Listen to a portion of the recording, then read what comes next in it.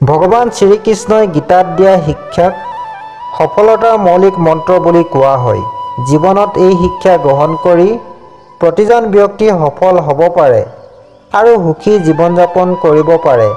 শ্ৰীমদ্ভাগৱত গীতাত ভগৱান শ্ৰীকৃষ্ণই দিয়া শিক্ষাত জীৱনৰ সাৰমৰ্ম সন্নিৱিষ্ট হৈ আছে। এইবোৰ জনা ব্যক্তিয়ে জীৱনত সফলতা লাভ কৰিব পাৰে। গতিকে গীতাত ভগৱান শ্ৰীকৃষ্ণই দিয়া এই শিক্ষাসমূহ প্ৰতিজন ব্যক্তিয়ে জনা উচিত। এই শিক্ষাক সফলতাৰ মৌলিক মন্ত্ৰ বুলি কোৱা হয়। এই মন্ত্ৰসমূহে ব্যক্তিজনৰ সঠিক পথ দেখুৱায় আৰু ইয়াৰ জৰিয়তে ব্যক্তিজনে সুখী আৰু সফল জীৱন যাপন কৰিব পাৰে। মহাভাৰতৰ যুদ্ধতো ভগৱান শ্ৰীকৃষ্ণই অৰ্জুনৰ আগত গীতাৰ শিক্ষা প্ৰচাৰ কৰিছিল, যাৰ বাবে পাণ্ডৱসকল যুদ্ধত জয়ী হৈছিল। একেদৰে যেতিয়াই আপুনি নিজকে অসুবিধা, বিফলতা, হতাশা বা বিভ্ৰান্তিৰ পৰিস্থিতিত পৰিব, তেতিয়া নিশ্চিতভাৱে শ্ৰীকৃষ্ণৰ এই শিক্ষাসমূহ আপোনাৰ জীৱনত গ্ৰহণ কৰক। ইয়াৰ দ্বাৰা আপোনাৰ সকলো সমস্যা দূৰ হৈ সফলতাৰ বাট মুকলি হ'ব। লগতে এই শিক্ষাৰ দ্বাৰা এজন ব্যক্তিয়ে সুখী জীৱন উপভোগ কৰে। এই বস্তুটোক লৈ কেতিয়াও শোক কৰা উচিত নহয়। মৃত্যু এক অপৰিৱৰ্তনীয় সত্য। ভগৱান শ্ৰীকৃষ্ণই গীতাত কৈছে, যাৰ জন্ম হয় তেওঁৰ মৃত্যু নিশ্চিত। গতিকে ইয়াৰ বাবে শোক কৰাটো অসাৰ। সন্দেহ কৰা বন্ধ কৰক। কিছুমান মানুহৰ কোনো কাৰণ নোহোৱাকৈ সন্দেহ কৰাৰ অভ্যাস থাকে। এনে মানুহ কেতিয়াও সুখী হ'ব নোৱাৰে।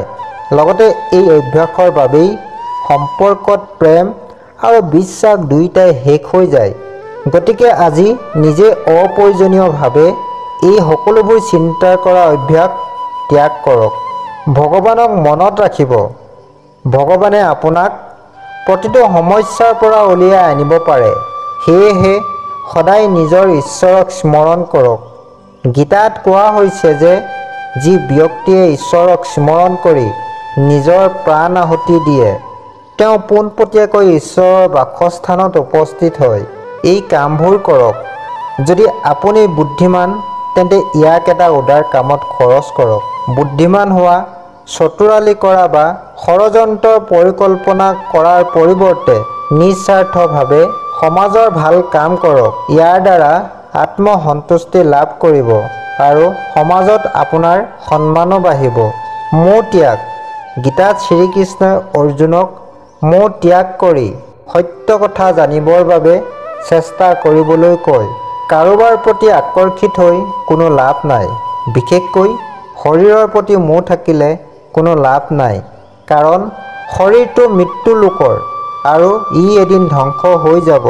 গতিকে মোহ ত্যাগ কৰি সত্যৰ সন্ধানত যাওক আৰু সমাজ আৰু ধৰ্মৰ বাবে যি ভাল লাগে তাকেই কৰক।